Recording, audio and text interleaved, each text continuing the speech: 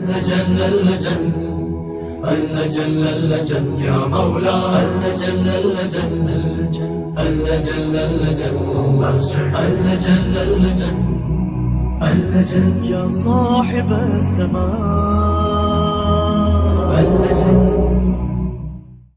شیخ حسین شمع یہ کربلا میں ایک انتہائی عابد و زاہد شخص تھے اور 100 سال پہلے تقریباً کربلا میں موجود تھے، اور اتنی عظیم شخصیت تھی شیخ حسین شمع کی کہ 50 سال تک تقرب خدا حاصل کرنے کے لیے شیخ حسین شمع جلاتے رہے حرم امام حسین علیہ السلام، اور اسی وجہ سے ان کا نام شمع پڑ گیا. 50 سال تک ایک دن کے ناغے کے بغیر شمع روشن کی ہے امام حسین کے حرم.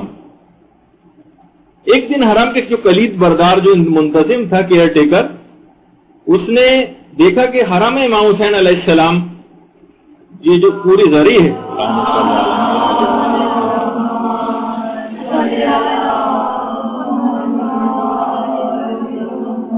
اس میں پائنتی کی طرف جناب حضرت علی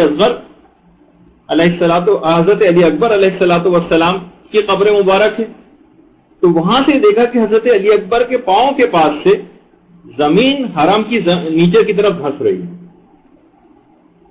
روضے کے جو کلید بردار تھے انہوں نے شیخ حسین شمع کیونکہ انتہائی عبادت گزار عابد زاہد ہر وقت پاک و پاکیزہ اور باوضو رہنے والے، ان کو اپنے پاس بلایا اور کہا کہ آپ کو نیچے سرداب میں جانا ہے جہاں قبریں ہیں اور وہاں دیکھنا ہے کہ مٹی جو سرک رہی ہے اس کا کیا معاملہ ہے.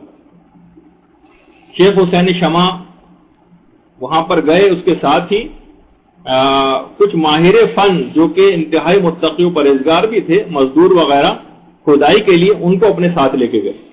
شیخ حسین شمع نے ایک رسی بھی اپنی کمر سے باندھی. یہ وہ واقعہ ہے جو شیخ حسین شمع نے اس واقعے کو گزرنے کے بعد اپنے زمانے کے جو مرجع تھے اور کتنے ہی علماء اس وقت ان کے ساتھ بیٹھے ہوئے تھے، ان کو براہ راست یہ واقعہ سنایا.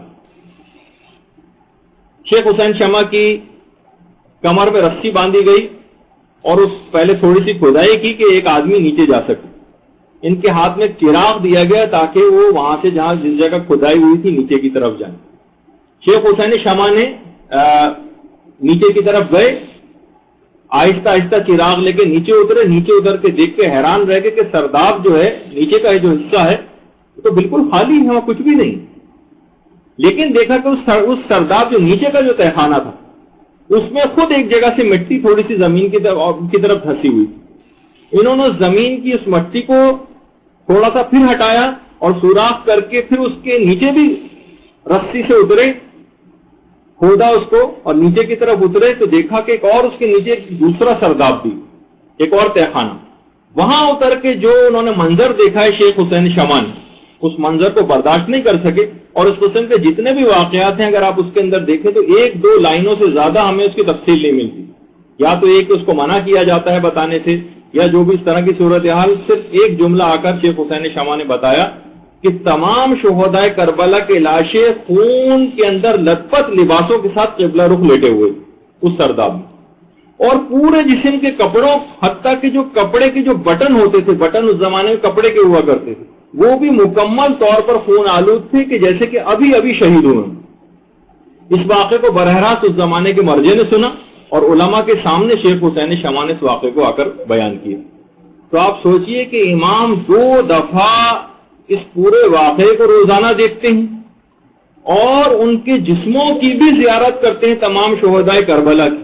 آپ خود سوچ سکتے ہیں کہ امام کس قدر شدت کے ساتھ اذن ظہور کے منتظر ہوں گے کہ آئیں اور آ کر ان ظالموں سے آ کر انتقام لیں.